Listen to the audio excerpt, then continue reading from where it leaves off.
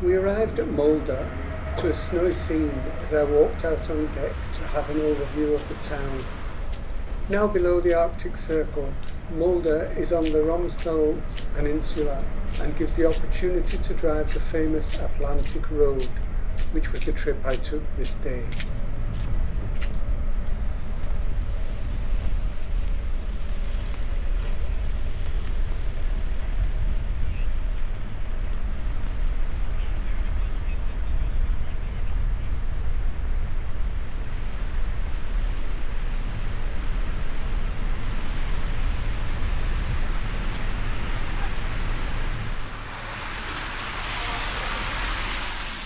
Before the trip, I took a walk around the town, quite quiet in the early morning.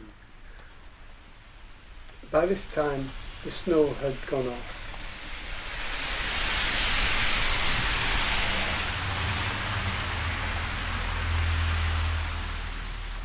I visited Molde Cathedral, a white Gothic style brick building which was completed in 1957 on the site of two previous churches and became a cathedral in 1983.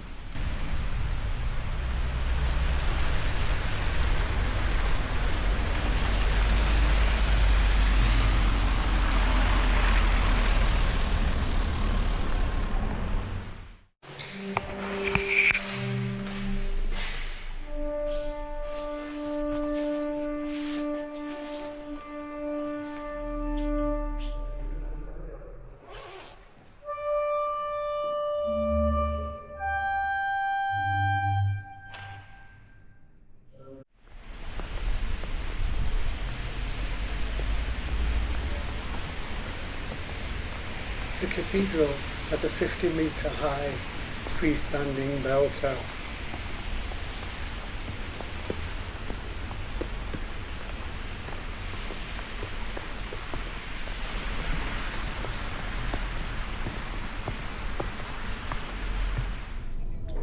The Atlantic Road excursion included a visit to the Kvernes Stave Church.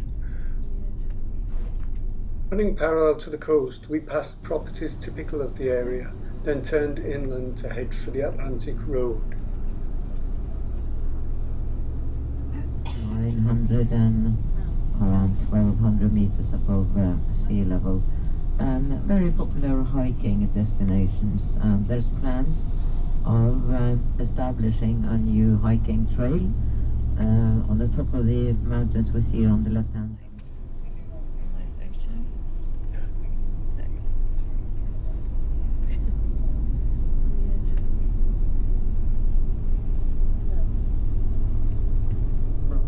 The 5-mile Atlantic Road is built on several islands, connecting them by a series of causeways and bridges. It is on an unprotected part of the Norwegian Sea, hence the name. It was built in the 1980s, being completed in July 1989.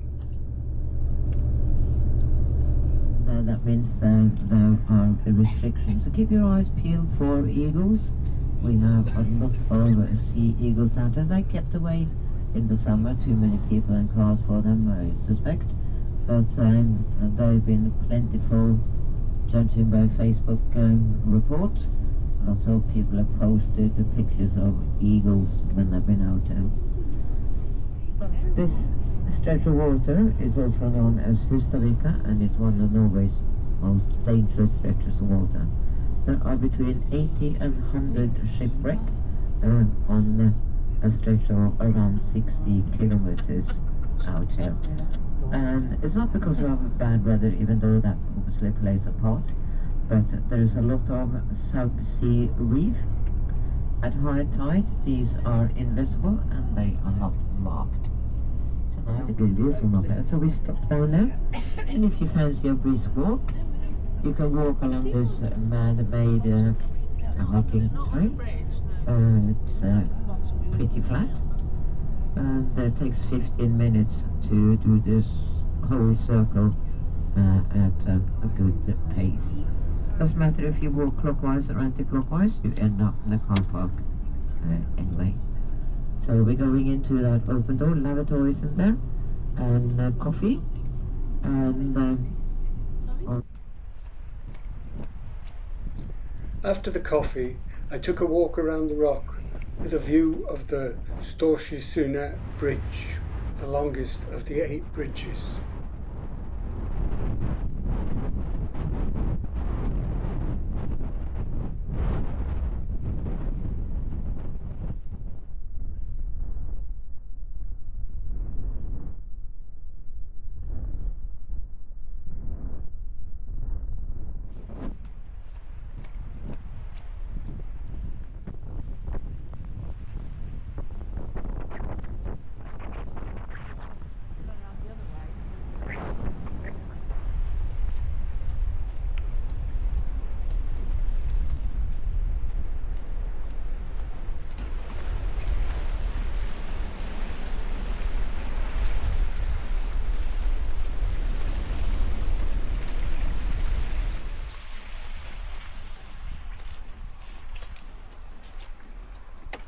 Good afternoon. Hello.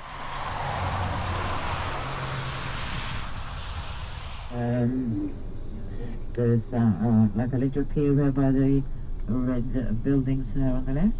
You can either go by a speedboat, takes 3 or 4 minutes to get across to Rormen, or if there's a larger group of you, you get to travel in a replica of a Norwegian Viking ship.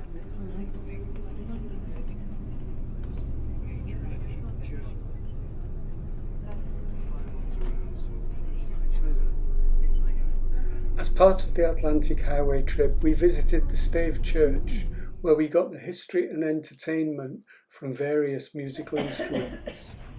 Welcome to Kvernes Stave Church.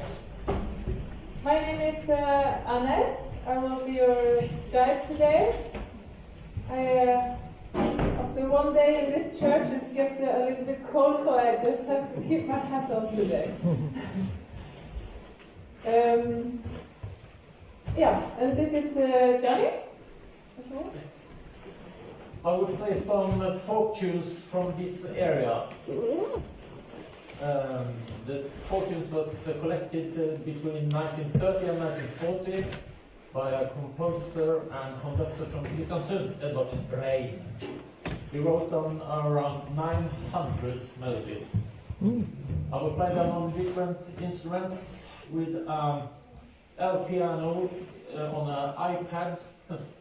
Background. My hands are busy with the other instruments. And I will start with playing 2 wedding marches. In the middle, it's composed little piece, Spanish inspired.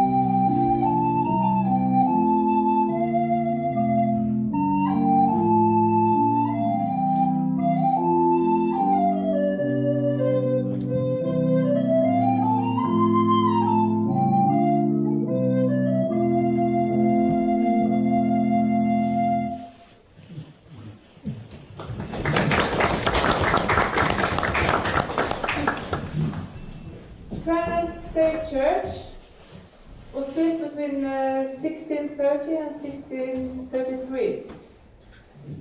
5 years ago, they took some samples of the wood in the back and in the middle and in the front of the church, and then they established that that was the period the church was built.